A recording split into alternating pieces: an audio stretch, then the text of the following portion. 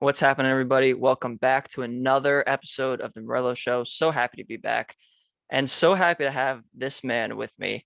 Yo, yo, If you yo. know me, you know my relationship with him, not just as a friend, but as an artist and as his manager, believe it or not. Yes, I am involved in music. Miguel Ducos, how we doing? Doing good. Yo, yo, doing good. Doing well. We love to hear it. Now, we were literally just talking like 5 seconds before we went on here. Mhm. I have my water with me here because I'm a little parched. I'm a little dehydrated. You thought it was coffee. First of all, would not be in this cup. I I put Second of all, what I put don't coffee drink coffee. in that. In a cup like this plastic. Yeah, I would. If I didn't have this, I would. I would.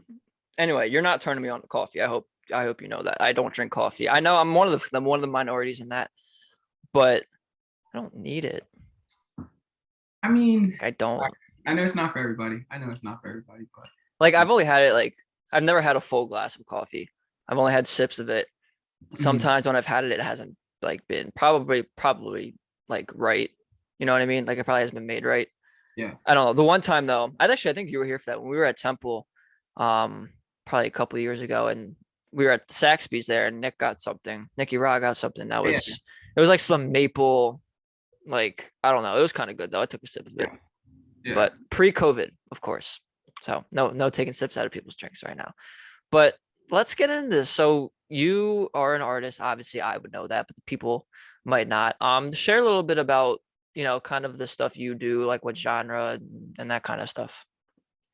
I mean, I do that's now, I mean, I could say genuinely or generally, hip hop is the genre that I guess I could put myself in. It's not necessarily fully rap because even though I rap and I would consider myself a rapper, I know in the rap community I'm not a rapper, but I am. So it's like, all right, I'm hip hop because of the melodies I'll try and get at, kind of try and sing. And also sometimes when I'm listening to what I have too, it's kind of like its own sound. I think it's starting to get into its own sound, but I guess I'll throw it under the umbrella of hip hop, actually. Okay. And you talked about having your own sound, and like, is that something you're trying to work towards more? Like, are you trying to emulate someone that you've looked up to, or are you trying to, have something that really hasn't been done before? Now, I mean, when as as you would know, like when we started a couple years back on the music journey, and then further behind into like high school when I started making music with Nick. I guess like when I first started doing music, it was like, all right, I want to sound like J. Cole. I want to sound like Drake. And like, yeah, I get they're the big names at the time, but like to emulate that sound, that's a different thing. It's something to be like, I want to sound like them, and then to try and attempt it and then to be good at it. But even at the end of the day, if you can sound like whoever, the best out of everyone, but you still sound like someone. And to me, straying from that, I think about a year and a half ago is where I kind of stopped saying, okay, I want to sound like Cole in a song. I want to do this to sound like that. I kind of now just naturally say, oh, this sounds, I'll use it. Whatever pop head, I'll listen to kind of that. So now it's just focusing on perfecting every day, or trying to perfect, because we're humans, we can't be perfect and Right. nothing possible. But to say from now where I'm at in my career, it's definitely like, all right, let's polish what I as Miguel Duco sound like, versus trying to get that sound of this artist and this artist and that artist and this artist. I'm just gonna do me. And ever since I started just focusing on what I sound like, and even though it has influences from who I listen to, who I grew up listening to passionately, it's now definitely like, okay, it does sound like me. At least I would like to say. Right, exactly. Now let's circle back a little bit to the roots. We'll come back to, the origins of how you produce your stuff and what you're trying to sound like a little later. But so you started doing music like in high school, right? Yeah, it was like junior year. Nick is when I lived on down the block from Nick, Right. and I just this was in the transitioning when I stopped going to my church to play music there because I played drums, guitar. I was part of my church choir. I was in the high school chorus. Um, I was part of bands. And so like the music, I'd always write some stuff here and there, like in middle school, at the beginning of high school. But it was just one day Nick was like, bro, you can sound really good. You should dabble into making some music. And I was like, yeah, I've been waiting for that. Don't have the equipment, this and that. So then he would just walk down, go to my house on Candlewood Way, and we would go to the basement and just make a crap ton of music. Just and it was bad. I'm not gonna lie. Like me personally was bad. Nick's always had a flow. Nick's always had like this rhyme scheme to him, but Nick's good. yeah. Next, Yeah. we're gonna have an episode with Nick coming soon. But Nick is good. Speaking of Candlewood Way, though, first guest of the show, Jake Copestick, also a Candlewood product. So Mhm. that's funny. We got 3 people that will be on the show. But yeah, no, I mean, and then senior year was when we crossed paths. We met each other for the first time. Good old Mr. Smith's English class, Yep. senior year. And I remember you back then talking about how you wanted to be like J. Cole and all the stuff you want to do, but like you were also like nervous. I don't know if nervous is the right word, but you were affected by people's opinions a lot. Can you like kind of have an insight into that of how you've gotten over that now? Um, I I was nervous. I'm not gonna lie, because I tried. I'm not sure if you remember, but I remember when I did YouTube with Brandon Roman, Yes, I do. and we had like however many whatever, however views and stuff and subscribers, and we stopped because of the reason I stopped was because I was so worried about people saying like, "Oh, you're so cool," but having that tone of sarcasm, and that got to me. I wanted to be. I was so like I didn't want to not sound cool. Right. Like when I worried about that and people's opinions got to me because it's like I want to be successful. And I feel like if people's at the time I felt like people's opinions, if they were negative, that was it. It was like, all right, you're not cool, you're done, on to the next. But as time went on when I went to ESU, because I went there for whatever being I was in this transition of senior year from wanting to do music to going to play college lacrosse to then going to ESU for business. And I just kind of just did a safe choice, because I listened to people's opinions. And it's not to like say, you know, I didn't want to go to school, I didn't want to do this and whatever, but it was kind of like getting into the mindset of, okay, I allowed others' opinions to influence me to go to a school I didn't even want to actually go to. I didn't want to play lacrosse in college. It was something I found fun in high school, but all I ever truly wanted to do is just to do me and do music and perform in front of people. That's all I've ever wanted. But you found your passion when you were there. Yeah, because I mean, when I hit a low point um, sophomore year when it just life hit, and I came back home. I wasn't happy. Like genuinely was like taking showers. Like wow, this is it. Like I really just. We did lose that first part you were breaking up because you were just that first part again. You're talking about like when you were coming home from ESU, all that. Oh yeah, yeah. Like when I came home from ESU, like to tell you that like I would shower every day before class or when I got home from class, and I would really genuinely ask myself like, "Yo, this is it." Like in thought. And to me, I feel like if every time a person hits that, like, wow, is this really it? You something happened, or it's not like the when it comes to I guess emotions, like I'm talking about that real like, all right, my life needs to change. And that's when I came home, I was like, you know what? Fuck it. Genuinely, genuinely said, I'm gonna do it my way. I don't care if it works because my way works for me because it's my way. So I stopped caring about people's opinion. I'll take criticism and I'll be like, all right, yo, like this is like what I gotta do.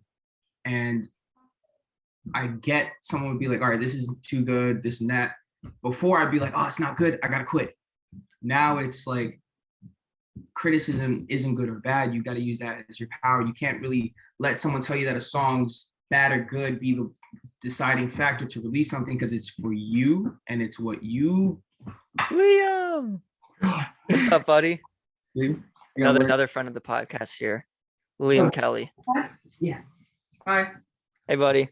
I didn't know you're podcasting. That's all right. Yes. We appreciate the cameo. Yeah, he scared me. Literally. We appreciate the cameo. It's all right. Hey, we're vibing. But yeah, no, I mean, obviously mentally, like people, and including myself, I've let things get to me in the past. That's why I haven't really started this show until, the last month or so. Like people's opinions get into my head, and it's like, oh, like, you, not that like you can't do this, but it's like, oh, it's cringe, like, oh, it's this and that, like you're not cool, like you kind of said. And I know that's affected you too. And you've powered through that, and I'm definitely proud of you for that, to where you've gotten so far. But then obviously I know because you're Miguel. We crossed path. Well, we've remained friends ever since senior. Obviously, we were pretty close, but we crossed paths again in the music sense. Well, it was 2 years ago at this point. It was my junior year at Temple, and you were taking that semester off at ESU.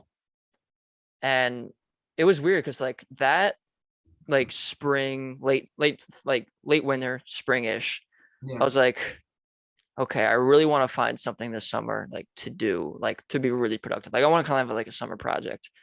And then that's when you came to me about you wanting to do music again and like start taking it seriously again. And I was like, yeah, I mean, I'll support you, like you got this. I can help you out anyway. And then I remember the one day Justin called me on Snapchat, because I don't think he actually, like, I think he had gotten a new phone at that point, because we were in class in high school and friends then, but like, separate ways a little bit. And he FaceTimed me on Snapchat, and like we caught up and everything, but he was like, yeah, like, obviously I'm still in this too, like work with Miguel, like let's do something. And I was like, okay, let's go. And then around June, Patsy came along and you made me your manager, and we started Valley Music Productions. Now, fun fact for the people though, when I think you're gonna remember this. When we first named Valley, it was Valley.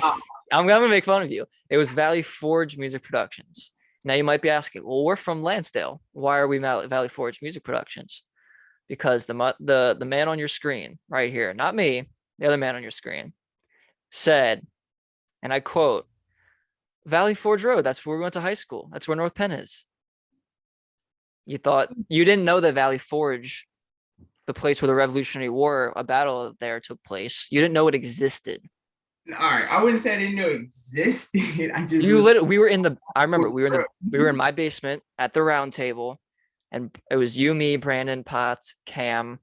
I think there was another person there, I forget. And Brandon was like, "Are you dumb?"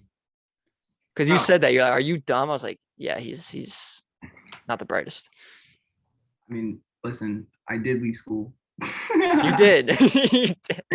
We are gonna do music, bro. We are looking at a college dropout here, but for the right reasons. So that's when we shortened it to Valley. So we are Valley. So I guess like I could explain it all day. I could go on for hours and hours in Valley. Can you kind of give a little insight into what Valley means to you, to us, what we're trying to do, all that? Well, Valley to me personally is like this mission, if anything. It's like this big shot dream. Like it's to paint you the end picture is the best way I think I can describe it. Is for me, I want to be able to retire from Valley, like retire and say, all right, I toured the world for 10 years. I've won more than 5 Grammys at this time in the future, like to envision. I helped my friends chase their own dreams, because Valley isn't like strictly music. Like my music dream isn't strictly music. It's like I do want to be a top producer. I do want to sign people in the future. Valley, I want to sign people so they don't have to go to the, Labels. yeah, we'll just leave it at that. Labels that aren't great is the best, the simplest way I can describe it. Yeah. Because I mean, the past, especially the past year, um, with taking the life lessons, um, with what I've experienced, to push that into the valley and say, like, okay, I'm the type of person that I want to have everyone eat at the table, and I also want everybody to have whatever they see, for them, their dreams, their goals, what your success for yourself is, to have that, because that to me is like, that's the beauty about chasing your dreams, chasing your passion. It's like, I can look at you and say, you're doing what you're doing for yourself. That is so credible. That is admirable. You're doing something original, which is doing what you want to do for yourself, which is something that, I guess, the struggling of that school thing and all that. So Valley is going to be, okay, you know what? All this work that I'm personally going to put in for my guys to eat, my sisters to eat, my mom to eat, my grandma, my family, my brother's families. That's to me the end goal.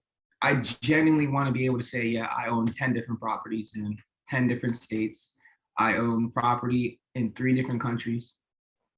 I signed the biggest artist of 2030. I signed the biggest artist of 2035, and to do it the right way, to kind of like say, like, yo, you don't have to look toward anyone else but yourself. And I know it kind of contradicts saying, like, I want people to come this way. And hopefully we can keep that same vision that we have now as time goes on, because that's what I want. I don't want people to constantly make excuses for themselves, in the sense of, like, you can't do it without, you can't do it this, you can't. But what about the second you start asking questions is the second I believe someone will fail. That's that Because self-doubt. It's like we were talking about earlier, not even just self-doubt, like even outside pressure too, because we all experience it. And like at the end of the day, you just got to do you. As yeah, you were saying earlier, you just got to do you. You got to find your passion.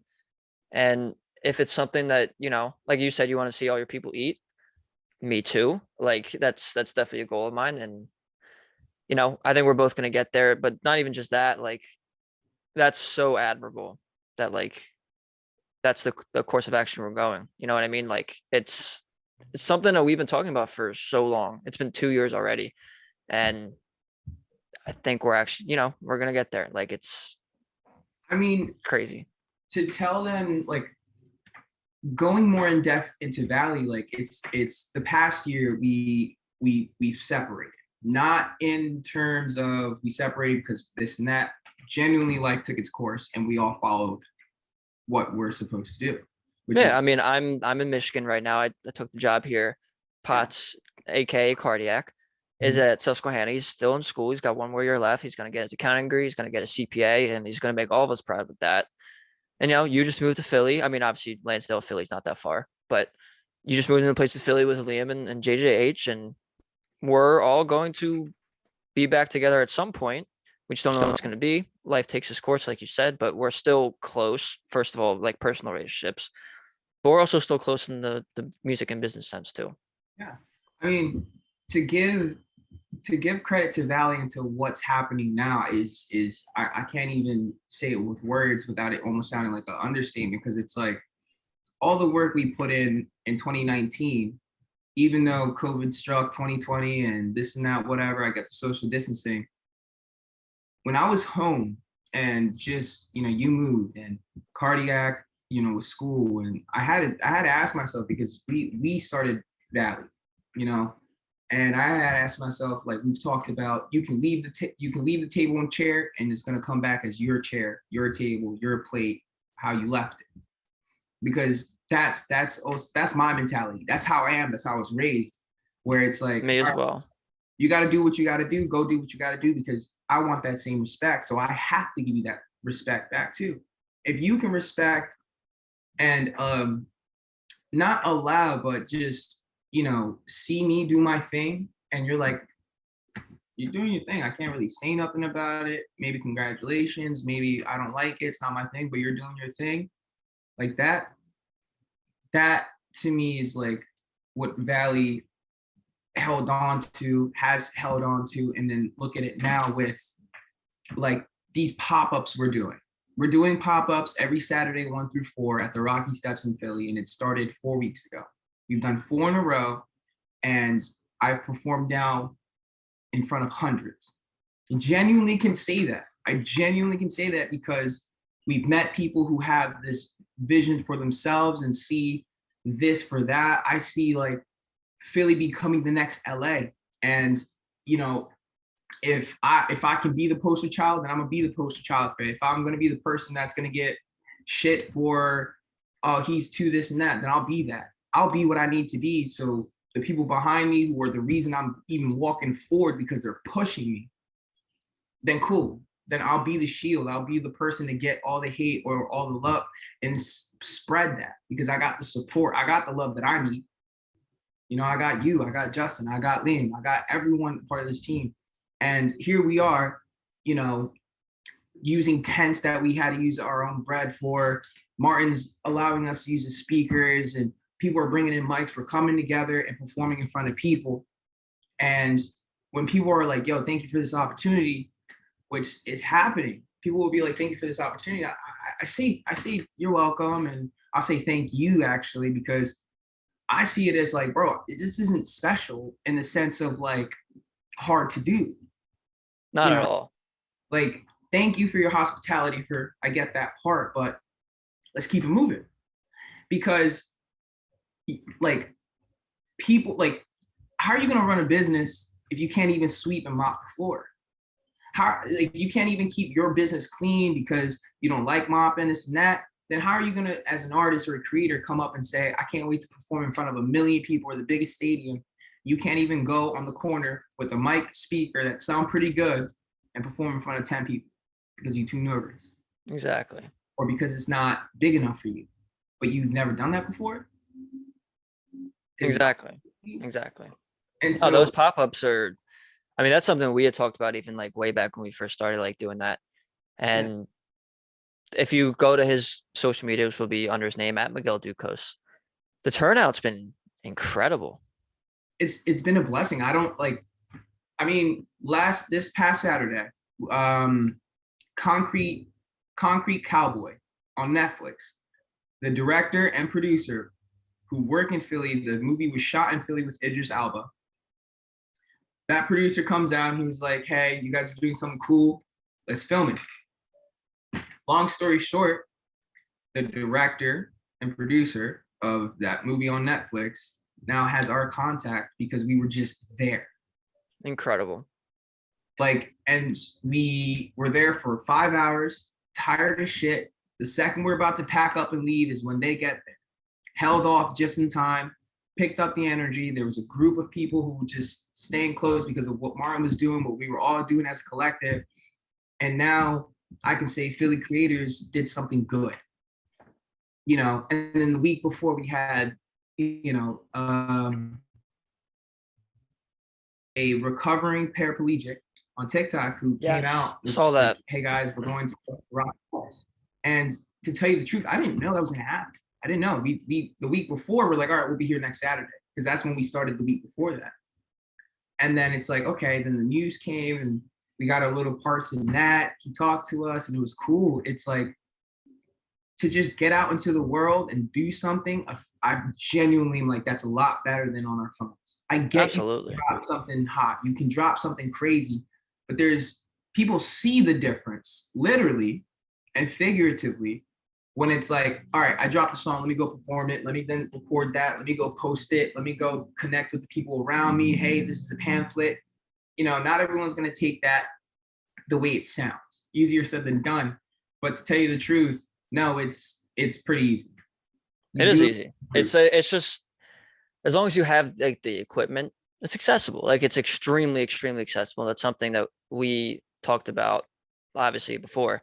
But even like the fact that you're performing in front of, hundreds of people right now is incredible and it's great practice, but it's also not quite what we'll get to at some point because you'll remember this. Our first like I guess time is like my manager and I like in like June of 19 or whatever. I came over to your house the one day Mhm. and it was just after Bohemian Rhapsody came out. And I was in awe of that movie. I love Queen, big Queen fan. But I came over to your house. I had my laptop with me. We were gonna, make some music, talk some plans, all that. And I sat you down as soon as I got there, and I was like, "Yo, watch this." And I knew you had never seen this before, so I play it. And what I was playing was a YouTube video of Queen's performance at the Live Aid 1985 Wembley Stadium, specifically Radio Gaga, and he had the crowd going. Like it was just a sea of people. Radio Gaga, Radio Goo Goo. It was crazy. And I showed that to you. And you were probably like, what the fuck? Why are you showing this to me? I turned to you and said, listen, you're going to be bigger than Queen of the Live Aid. And I knew it then, and I still know it now. And I think you keep emulating that in your goals, and I would hope so because it's going to be true. Yeah, I mean, I do. To tell you the truth, like it's like you saying that to me at that point of my life where I was questioning myself, that transition of like what I'm gonna do in life, like what do I want to do for myself, and like hearing that was like one of those pivotal memories, moments in my life where I'm kind of like, yeah, I think that's one of those starts where it was like seeing that video, seeing how Eddie just was himself, man. That swagger, the Freddie Mercury knows how to work a stage, no, work a like crowd, rather. both, Yeah, the way he walked, both. the way he walks, first of all, with the beers on the piano, Beers on the piano. cigarettes, freaking wife beater, jeans tucked in, nice kicks, nice boots, his mustache, slick creased black hair, just doing his thing. Like seeing that, I saw that and I was like, that's kind of what I grew up doing. Like when I sure it was at church, people might like be like, bro, like, but even then, man, I videos of me 10 years old just drumming, wanting that like feeling myself because of the music, just drumming or playing the guitar when I would sing. I'd always be the kid that'd be like, la, like louder so people could hear me because I was in my zone. And to me, that's what I want. That's all I've ever wanted. And to see that and to hear that from just one person, you especially, someone who's one of the people pushing me to get to that point. It's like focusing on that. Like, and when someone asks me, like, what are you going to do with your life? Or what do you see yourself going with your music? And I would look at anyone in the face and tell them, I'm going to be bigger than Drake, bigger than Cole, bigger than Travis. I'm going to be in the conversation with them. And it seems crazy, like when you say that to a normal person, like, oh, you're just like you're bullshit. You're not. I mean, Travis Scott, Drake, J. Cole, like they're the biggest artists in the world, but they had to start somewhere too. Yeah, and before them, it was who's going to be bigger than Wayne, who's going to be bigger than Nas, who's going to be bigger than Eminem, and Eminem. bigger than T-Pain. Like That's when what 2012 was what Trey Songz, Migos, Future, MGK, Eminem still keeping up with Not Afraid and Rihanna. We had Alicia Keys still dropping, Mariah Carey, Kanye was still on his Drake, even at the Yeezy time, grind. Drake was just after Take Care.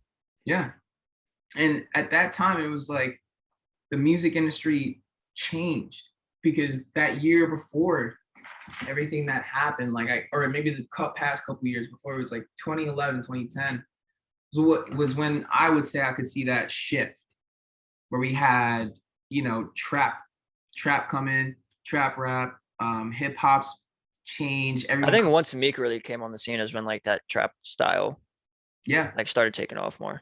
yeah. And then Uzi and Juice, and then Juice came in 2017, but still like that roller coaster ride of change, solidified. This is what music is, and to what we're at now.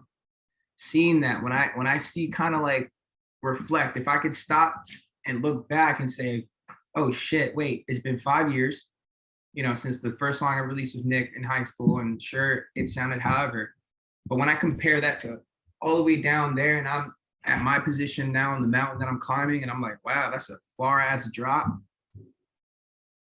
And I look to the top, and I'm like, and it still goes beyond the clouds.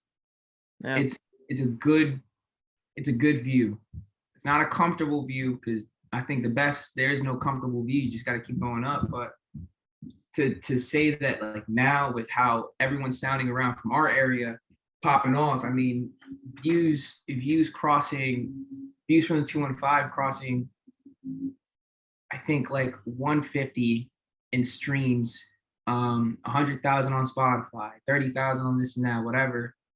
That in itself, like hearing that also around the clubs in Philly around here when I go to a club and I hear my song, and I'm like, wait, that's my song in a club, and I didn't request to play it. The DJ's like, yo, put your hands together for Miguel Ducos. And I look at that and I'm like, wait, I'm at a point in my career where this is happening, where it is like The momentum's there. the momentum's there. It's kind of like Yeah. when, I don't know how to compare it. And then not just that, but Who Over Us with Nick and Justin. Me and my brothers have a song that's in the club, and hopefully it's going to be on the radio in the next week or two.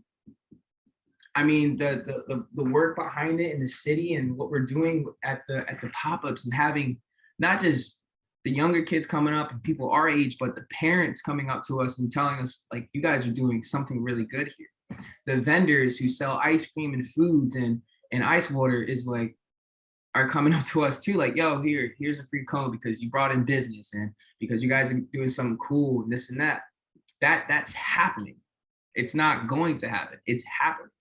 Exactly. And it's such a cool experience to see that and say, like, I got to this point, and this point is a point that I thought it was a struggle to get to 5 years ago.